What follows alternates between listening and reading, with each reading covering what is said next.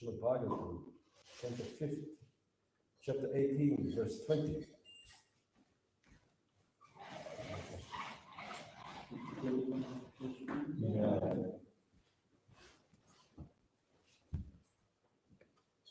Om Namo Bhagavate Vasudevaya. Om Namo Bhagavate Vasudevaya. Om Namo Bhagavate Vasudevaya. Om Namo Bhagavate Vasudevaya. Om Namo Bhagavate Vasudevaya. Om Namo Bhagavate Vasudevaya. Narayanam Namaskrityam Naram Chaiva Narottamam Devim Saraswatim Vyasam Tato Jayam Udire Nashtaprayetu Prayesha Bhaddeshu Nitya Bhagavata Sevaya Bhagavati Uttama Shloke Bhakti Bhavati Nashtiki. So, we read can anybody help me with the melody? Savai Pati said, Savai Pati said, Akito this said, we can do this. Like a Brahma Samhita. Okay, let's do this. Savai Patisyat Akuto Vyasvayam. Savai Patisyat Akuto Vyasvayam. Savai Patisyat Akuto Vyasvayam. Savai Patisyat Akuto Vyasvayam. Samantata Pati Vayaturam Janam. Samantata Pati Vayaturam Janam. Samantata Pati Vayaturam Janam. Samantata Pati Vayaturam Janam. Saeka Evatarta Mitobayam. Saeka Evatarta Mitobayam. Naivat Malabad Adimanyate Param. Naivat Malabad Adimanyate Param.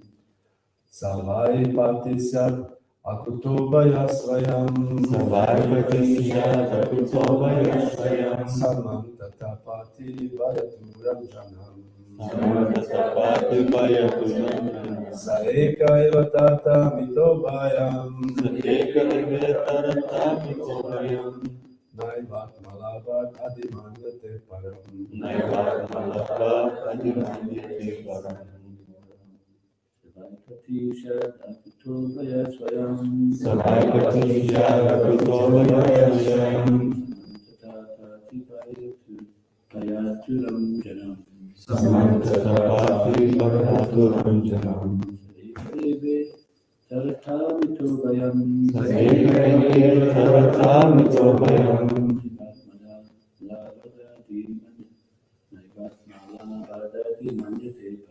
Naivat Malabad Adimanyate Param. Savai Patisyat Akuto Vyasvayam. Savai Patisyat Akuto Vyasvayam. Samantata Pati Vayaturam Janam. Samantata Pati Vayaturam Janam. Saeka Evatata Mitobayam. Saeka Evatata Mitobayam. Naivat Malabad Adimanyate Param. Naivat Malabad Adimanyate Param.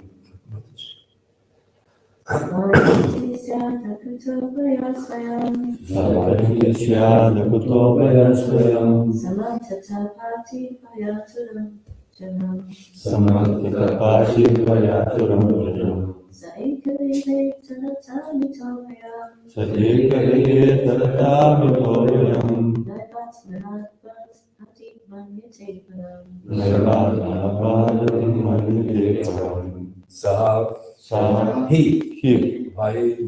indeed, Patihi, a husband, Syat, would be, Akutabaya, who is not fearful of anyone, Svayam, self-sufficient, Samantataha, entirely, Pati, maintains, Vaya Aturam, is very afraid, Janam, a person, Saha, therefore he, Ekaha, one, Eva, only, Itarta, otherwise, Mitaha, from one another, Bayam, fear, Na, not, Eva, indeed, Atmaladha, then the attainment of you, Hadi,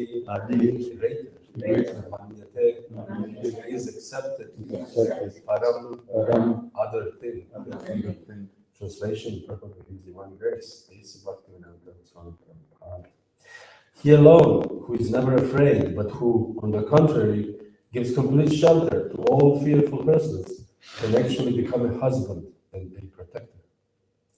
Therefore, my Lord, you are the only husband, and no one else can claim this position. If you were not the only husband, you would be afraid of others. Therefore, persons learned in all Vedic literature accept only your lordship as everyone's master, and they think no one else a better husband and protector than you. This is a continuation from yesterday's verse. I was not here, but I looked at these are the heavy verses. I'll explain a bit about this. And where this is a praise of Lord Krishna, who is apparently the only husband, only real or only husband. He said, you were not the only husband, you will be afraid of others. So we'll read Srila Prabhupada's purport now. Here the meaning of husband or guardian is clearly explained. People want to become a husband, a guardian, a governor, or a political leader without knowing the actual meaning of such a superior position. There are many people all over the world, indeed throughout the universe, who claim for some time that they are husbands, political leaders, or guardians, but in due course of time, the Supreme Lord desires their removal from their posts, and their careers immediately finished. Therefore, those who actually learn it and advance in spiritual life do not accept any leader, husband, or maintainer other than the Supreme Personality of Godhead. You have a purpose? Oh.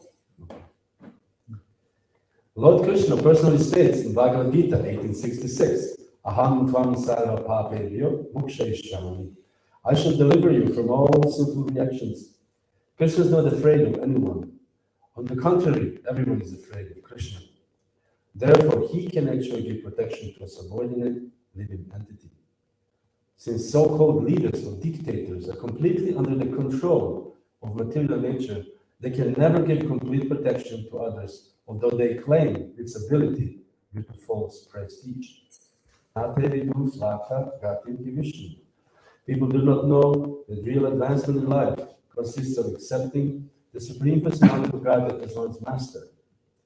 Instead of deceiving themselves and others by pretending to be all-powerful, all political leaders, husbands, and guardians should spread the Krishna consciousness movement so that everyone can learn how to surrender to Krishna, the Supreme Husband. Om Jnana Timirandasya Gnanachana Shalakaya Chakshurvritamena Tasmai Shri Gurave Namaha Shri Chaitanya Manobhishtam Sthapitam Yena Bhutale Swayam Rupa Dadāmayam Dadāti Svatanam Vikramam. He alone is never afraid, but on the contrary, gives complete shelter to all fearful persons, can actually become a husband and protector. Therefore, my Lord, you are the only husband, and no one else can claim this position. If you were not the only husband, you would be afraid of others. Therefore, persons learned in all Vedic literature accept only your lordship as everyone's master, and they think no one else a better husband and protector than you. So now I read this verse, yesterday, probably send me the link, and my first thought was, this is one of those, I would say, straightforward, the most straightforward verses there are. In Bhagavatam, you can find all kinds of wonderful things. Generally, in our literature, you can find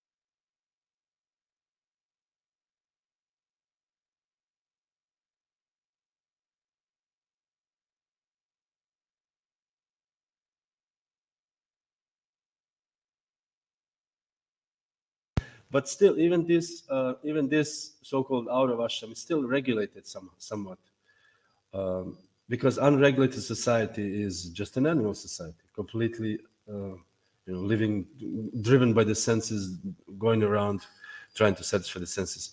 So therefore, this what we are doing here is this and this only. We try to discern what is the reality and what is the illusion. This is the whole point of Krishna consciousness, and therefore all relationships, as is explained in the verse here, that you are the only husband. We have so many husbands and so many wives in Krishna consciousness, but the real husband in that figurative way is Krishna, because Krishna is the only person who will not fail us. It is said in the Bhagavatam, another verse, that people should not take shelter of the fallible soldiers. It's a fallible soldier. Imagine you have a soldier speaking, let's go to war. He said, yeah, but they will die within 10 minutes. Would you? Let's go to the war, and after 10 minutes, all your soldiers die. These are fallible soldiers. So we are all fallible in this world, in the sense that our bodies are fallible. They're fallible. Now we have some virus, and we are all fallible, completely fallible. We have next time will be something else, and next time will be something else. We are doomed to be fallible, and so therefore, by the grace of Srila Prabhupada, who brought this wonderful knowledge, this is amazing. Bhagavatam is like, there's this picture from the old Bhagavatam that is somebody's holding Bhagavatam and everything is dark, cage, and there's a light from the Bhagavatam shining lamp of knowledge for this age of Kali. Beacon of light. Like a ship is going and they don't know where to go at night. Like this morning, I tried to go back. I got lost. And Pip Prabhu came and he said, "Here's the way." He showed me the way. So in the same story, we are wandering, stumbling in the darkness. Should we go this way? Should we go this way? I'm not sure. I know I should protect the animals. Then you have people. We just had in Manchester. There's very nice people actually. Animal Save Project, Pig Save Project. They tried. There's some slaughterhouse. And they go twice a month or something. They go and they talk to the pigs. The truck arrives. The management let them 2 minutes with the pigs. So they talk to the pigs a little bit, give them some kind of comfort, and then they go to the slaughterhouse, which is terrible. But so people try to find something in this world. They see there's so much injustice, so much pain. So they try to somehow do something, but they don't know how. They don't know where. But by the grace of Prabhupada and the beacon of light, we have this solution. Bhagavatam is the answer to all the questions. Bhagavatam is the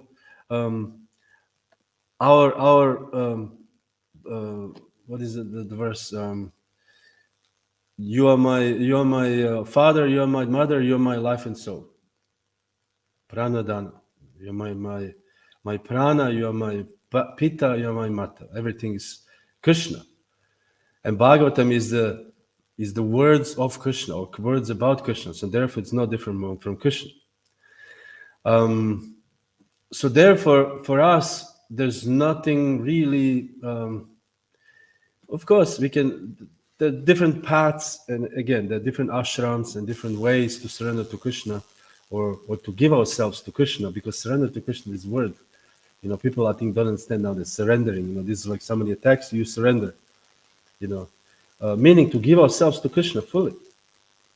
There's this old song from Krishna Prema Das. I don't know if you remember Krishna Prema. And there was this song, he was playing, there's this instrumental, and then suddenly stops, and Prabhupada said, fully surrender to Krishna. So I was thinking, this is it. You fully surrender to Krishna, meaning give yourself to Krishna.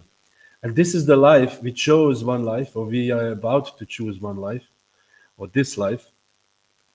And those who have given at least a couple of decades to Krishna, they think, wow, I don't mind.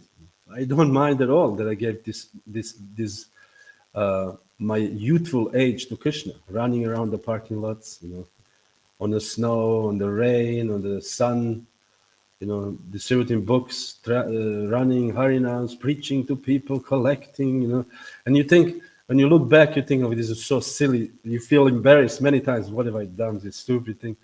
But then this is, we gave our best to Krishna. This is what we should do. We'll do our best for Krishna.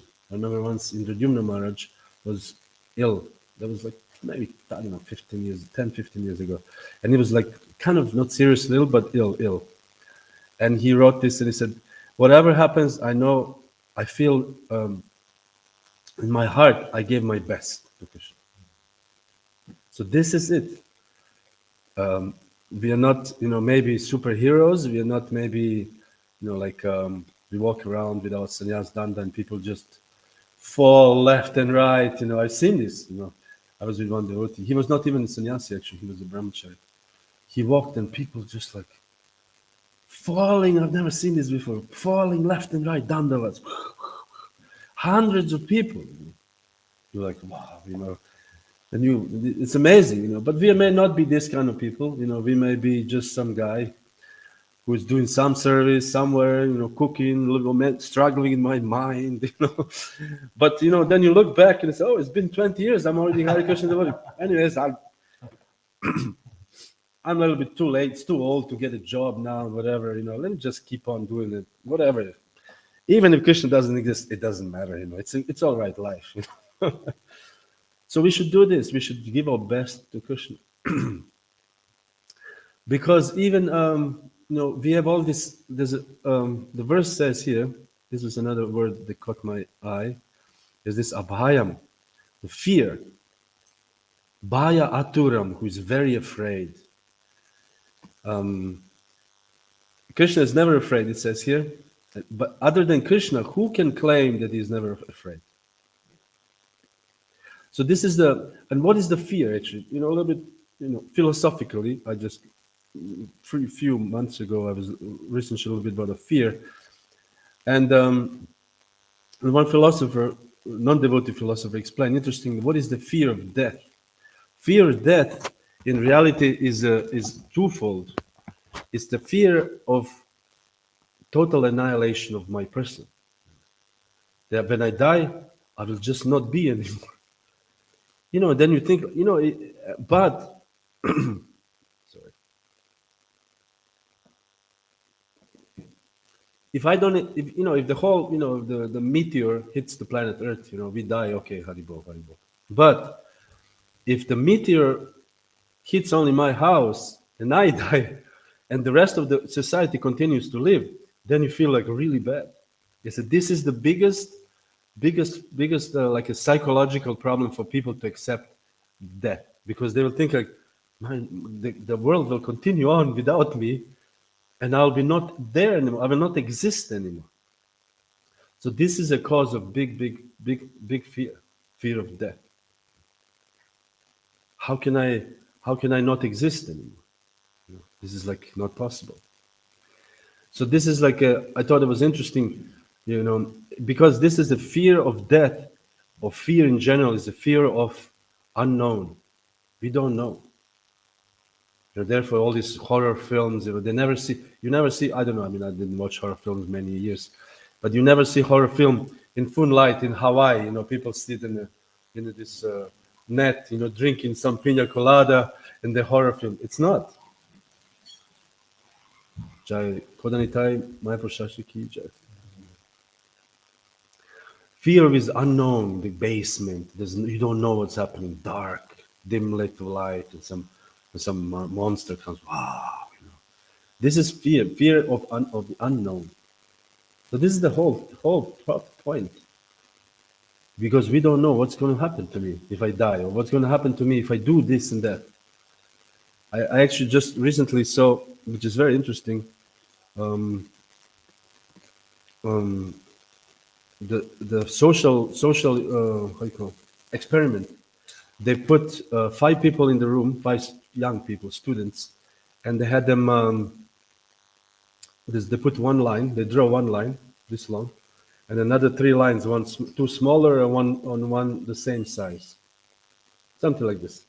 So they asked every student, can you tell which of the lines on the right are matching the line on the left?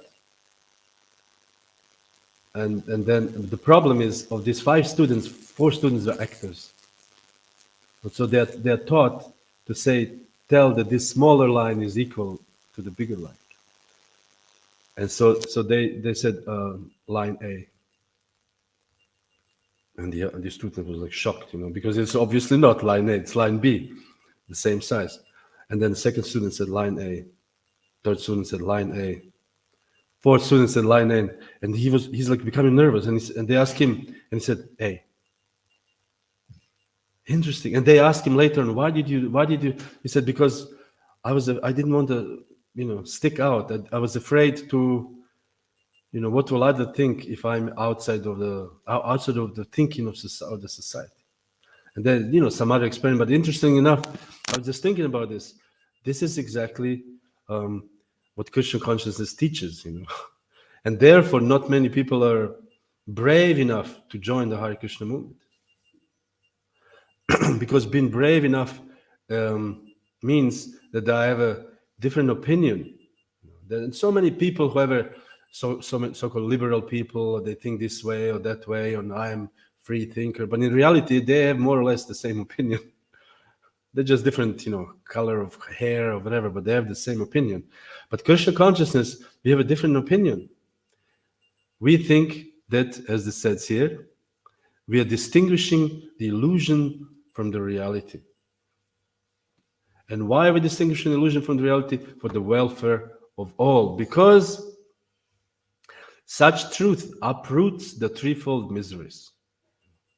Unmulanam, this is the Sanskrit word here. Unmulanam. So this is what we do. And even Arjuna himself, he was asking Krishna in the Bhagavad Gita, my dear Krishna, what's going to happen to me? Of course, we know Arjuna, this is amazing personality. Is actually, in one sense, he's always eternally associated with Krishna. So this is just for the sake of Leela. But we also speak for the sake of example. Of course, we don't, we have to always make this disclaimer that Arjuna is the unbelievable personality, pure devotee, eternal associate of the Lord. But Arjuna asks, what's going to happen to me if I join the Hare Krishna movement? Because if I leave everything, first of all, I had one bhakta one told me, he was almost to become a very serious devotee, and then he came to me one day and he said, and he was like a little bit sweating, and I said, what's? And he said, I'm afraid if I become a Hare Krishna devotee, I will lose myself. This is an interesting concept, I will lose myself, I will not be myself anymore. Because you have to, change the way you live, change to eat, the way you think, or whatever, you read Bhagavatam. And you do come to this point that you think, I will not be me anymore. I will not like anymore whatever the music nowadays people listen, or whatever the films there are, whatever they do, whatever video games you play. I will not like the video game anymore. I will not be me. Because we identify with this certain activities, we like certain things, we do certain things, and we think this is me. You see people, and the Gothic people with the piercings everywhere and black or purple hair, and they walk around. This is me. Because they're attached to certain activities and certain gunas, and then they think this is them. So if such a person who is like so extremely fixed in their own activities in the material world, and you tell them that you have to actually turn towards Krishna, and you have to, maybe your hair, maybe it's not necessary, whatever, and they will say, wow, you want to ruin my character, you want to ruin, or whatever they think. So Arjuna also asked the same question, what's going to happen to me if I join the Hare Krishna movement? Will I, what happens if I don't make it? This is another thing, because we are uncertain. There's uncertainty. What will happen if I cannot make it? And Krishna assured him, oh, don't worry about it. First of all, I will always protect. Krishna always protects the living entities, particularly those who surrender. And even if you don't go back to God at this lifetime, it is described, Shuchinam Shimatangehe Yoga Brashta Vijati. Yoga Brashta is actually the one unsuccessful yogi, Yoga Brashta. So Krishna assured Arjuna, don't worry about it. Just do it. Dive in. In our times when we were joining, there was no other options. Actually, isn't it? We were like, you just have to join and shave your head, and after 2-3 days, you're already out there holding the perfect questions, perfect answers in my hand, and asking people to take one book. Although I had no idea. I don't think I even read it. But the things changed and things are changing, and so we have to understand that even for ourselves, after being so many years in the Krishna consciousness movement, we have to surrender is never over, and responsibility is never over. As I said here, if you are a husband, but not just husband, anybody if you lead anything, ultimately we all lead our own lives, and we're responsible for our own lives. We are responsible for ourselves to surrender into Krishna. So therefore, as devotees also, we should always try to make progress in Krishna consciousness. Incremental or jumping leaps like Hanuman, whatever, this is up to us, but we should try to make progress in Krishna consciousness. Because this is our responsibility, this is our duty. We should not be affected by this fear of the unknown. What will happen if I surrender now? And therefore we have these ashrams, Brahmacharya ashram, Grihastha ashram, Vanaprastha ashram. As a Grihastha, you have a pretty comfortable life, Some, mostly. I don't know, Kali Yuga, But then you have to say, okay, now this is enough. My kids are grown up. It's time to go next stage. And this is a little scary, for women. Okay, what should we do now? To just give up everything. And we know theoretically, yes, we should surrender to Krishna, but actually to give yourself into Krishna. And said, my dear Lord, as Bhaktivinoda Thakur says in one song, I forgot the Bengali, but says, slay me or protect me as you wish. Imagine, you're just ready to slay me. If you want, what's the point? I have no problem with this. This is some kind of this Atmanivedana, complete surrender to the Lord.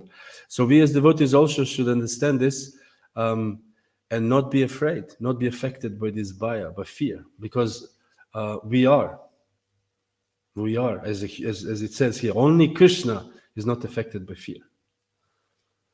So as Prabhupada says, the Goswamis, they were always wondering, particularly I think about Sanatana Goswami, am I doing this for Krishna and am I doing this for Maya? Always wondering, is this for Krishna? Is this for Krishna? Is this for Krishna? In this way, we always have to become Krishna conscious. And Prabhupada even went so far, this is an interesting sentence I found. There is no essential difference between a fully surrendered soul and a person in the renounced order of life. So even if somebody is a sannyasi in the highest order of life, but if somebody is surrendered to Krishna, there is no difference. Listen, what is the difference? The only difference is that a fully surrendered soul is completely dependent on Krishna. So fully surrendered soul is even higher in this estimation.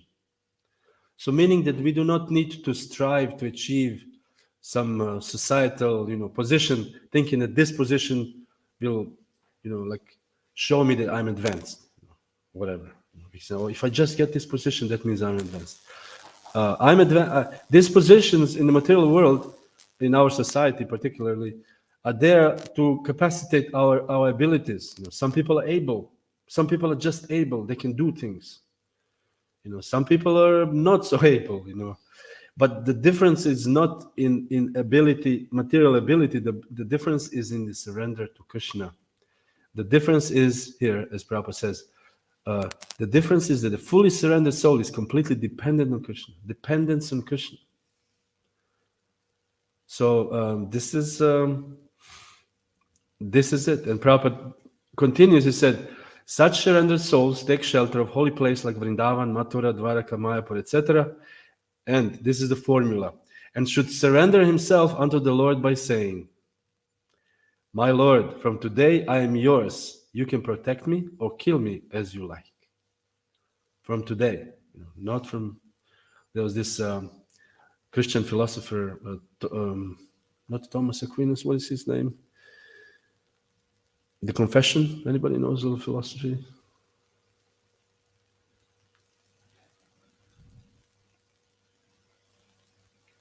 He's from Africa. Anyways, him.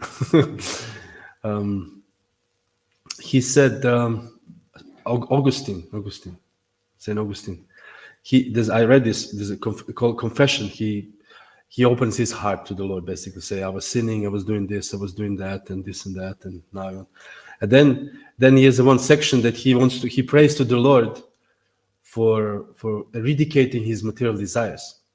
And he wrote, my dear Lord, please destroy all my lusty sexual desires, but not yet. A little bit later. So I think we all have this, a little bit of this mentality. I want to surrender to Krishna, but maybe not right now, maybe a little later. Because it is not so easy. It is not easy to give yourself in and to lose yourself, even as devotees, to lose our identities. Hare Krishna.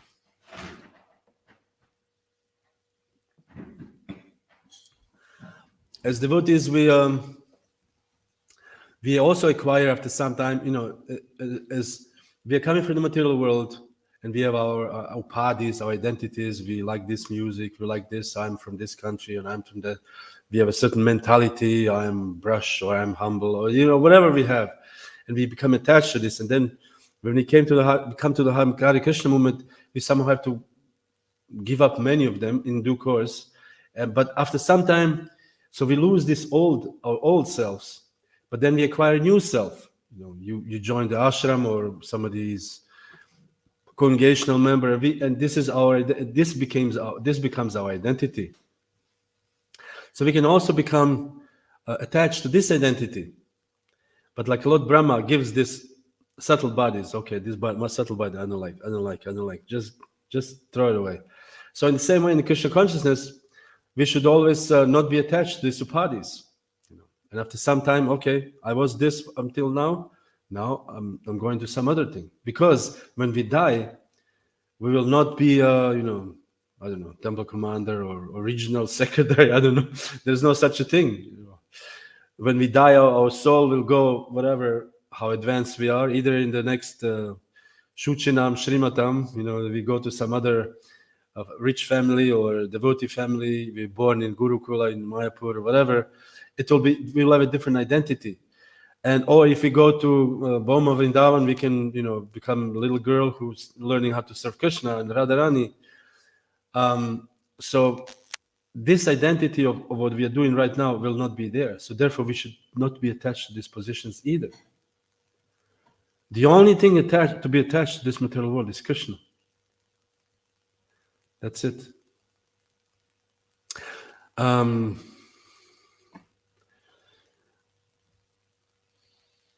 think I'll stop at this moment, and if you have any discussions or questions, yes, bro. Thank you for the nice points.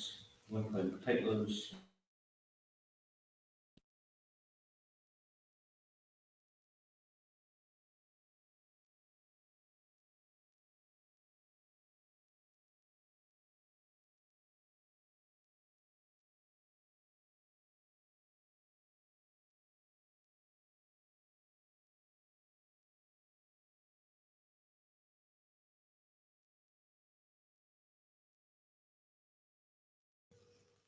Prabhupada says that when one becomes materially exhausted, then one surrenders to Krishna. And sometimes it seems like no matter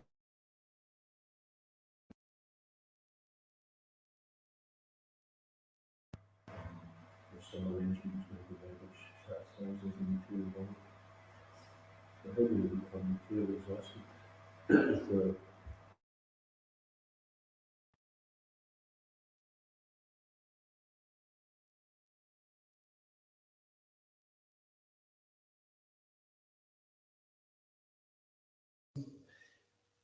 Krishna may also do this for us, as you know.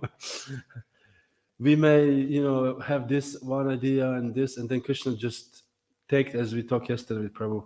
Sometimes Krishna takes the carpet and this whole world, our world, our identity, who we are, and we acquired some status in the society, whatever, and level of advancement, and then suddenly the carpet is out, and then you're like, oh my God, you're like this in cartoons, this cartoon character standing in the abyss down there. Oh my God, what are you gonna do now?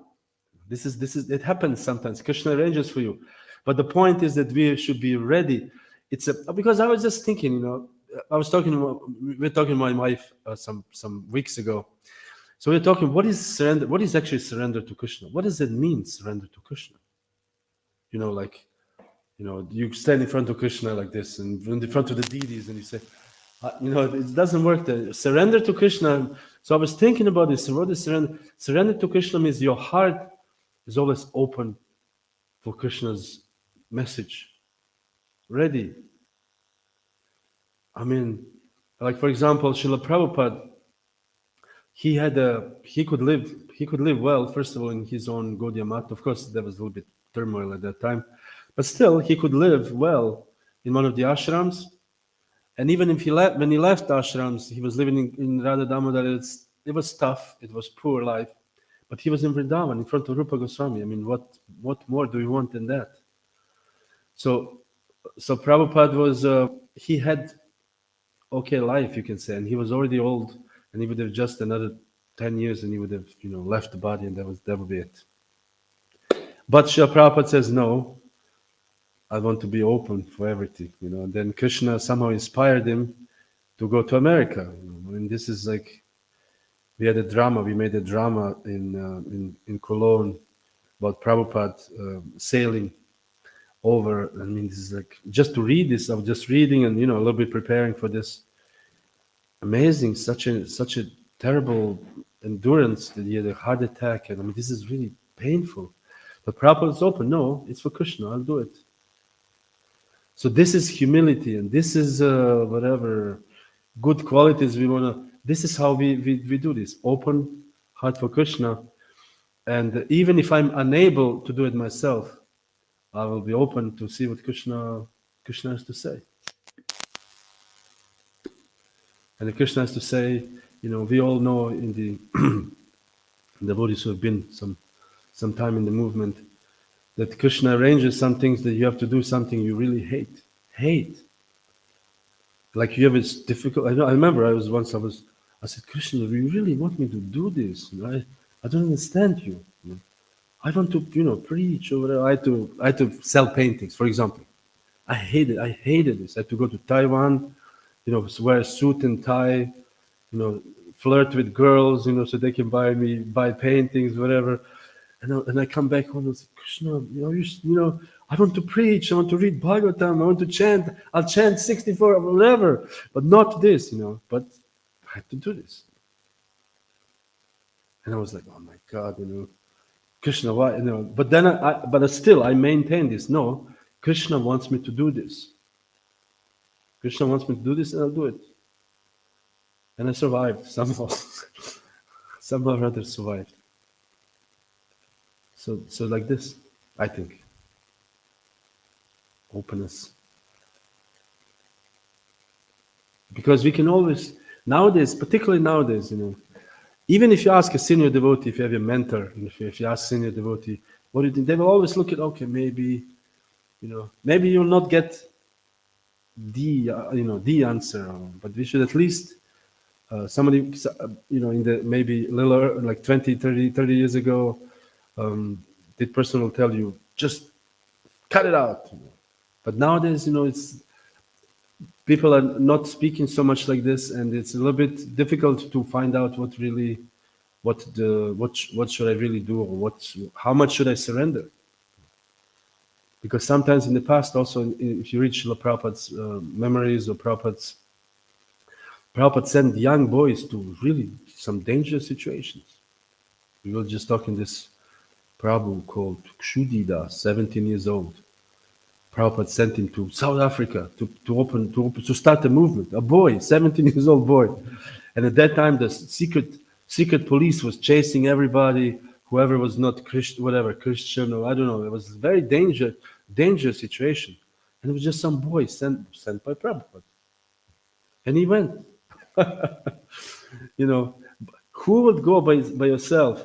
You know, now I join the Hare Krishna movement and I will go, I'm going to, I don't know, Tanzania to, nobody's, of course now that we have ISKCON everywhere.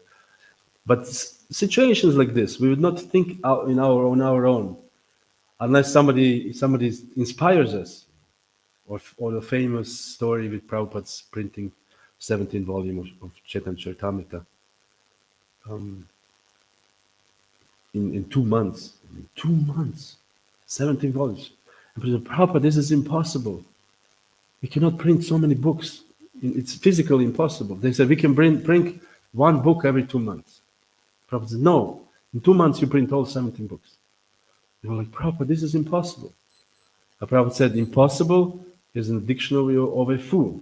No, you have to do it. Do it. And devotees did it. And then you wonder, wow.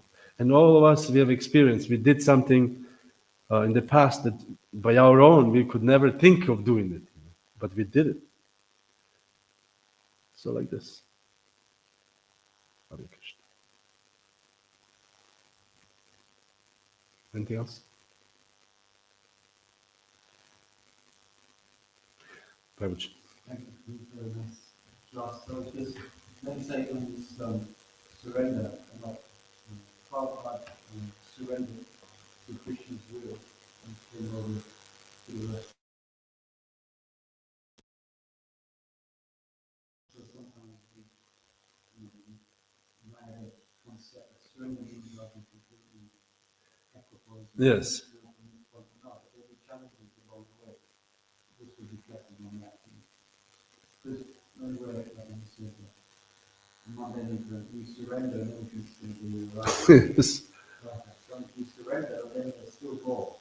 Like Krishna still, the process continues. This one, Yes. it's not the end. Yes, it's a very good point.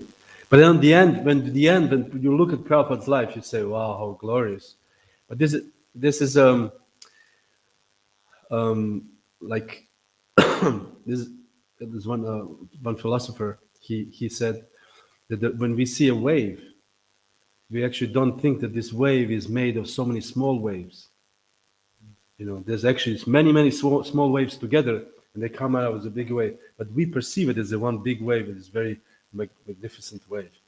So like this, when we see surrender of Prabhupada, how he built, 100 temples, open temples, and made so many devotees, and built Mayapur, and you think, wow. But there's so many little waves, and so many little things which could go wrong ultimately. Prabhupada could have died in New York, for example, when he had this heart attack, or whatever, some other situations that so many things could have gone wrong, but somehow all these little things add up. So in our lives also, as Prabhupada mentioned very, very nicely, that surrender to Krishna or giving yourself to Krishna never ends, really. There's always new challenges in this way or that way. Like for example, like, okay, I surrendered 1998, and and since then I'm a very surrendered person. But you have to surrender always. As there's this hippie book called "Be Here Now." You know this book? That's a very famous book. Be here now. So we should surrender to Krishna now. And next moment we should surrender to Krishna now. And next tomorrow we should surrender to Krishna now. It's always now for us. And therefore we are living with Krishna. Always living with Krishna. And therefore when we're about to leave our bodies, we are not thinking, oh, what's going to happen to me? We just think, okay, Krishna, what's the next task? Okay, I'm losing this body. Give me the next task. I said, okay, you could get this body. Okay, I'll take next body. I'll take this body. What should I do? So devotee, therefore, death for devotee is really nothing. Like Dhruva Maharaj, when he died, so-called died, left the body. The chariot came from the heaven Vaikuntha to take him, and he said, "Death, can you please? It's too high. I'm small. Can you please stand here that I can step on your head? I can climb on this chariot." Because he didn't see death as some mysterious, scary thing. He just thought, "Okay, I'm going to a new situation." As simple as that. Like I don't know, we preach or we go to do some service, and devotees distribute books, for example, some years, and they said, "Oh, I cannot, you cannot do this anymore." So then you talk to your authorities, your guru, and he said, "I think you should, whatever, cook, go to the farm, become a cook." He said, "Okay, it's the next task." And after this task is over, the next task. And each task has its own challenges and everything. Okay, thank you very much for your kindness and attention, and Srila Prabhupada ki jai. Jai Sacinandana Prabhu ki jai.